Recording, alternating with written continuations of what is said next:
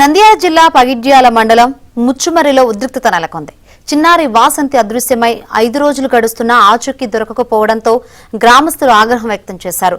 బాలికను అత్యాచారం చేసి హత్య చేసిన 3 మైనర్లు వారి తల్లిదండ్రులపై ఎందుకు చర్యలు తీసుకోవడం లేదంటూ బాధితులు పోలీస్ స్టేషన్ను ముట్టడించారు. పోలీసులు బాధితులకు సర్ది చెప్పే ప్రయత్నం చేసినా వారు వెనక్కి తగ్గలేదు. తమకు న్యాయం జరిగే వరకు కదిలే ప్రసక్తే లేదని బాధితులు తేల్చి చెప్పారు.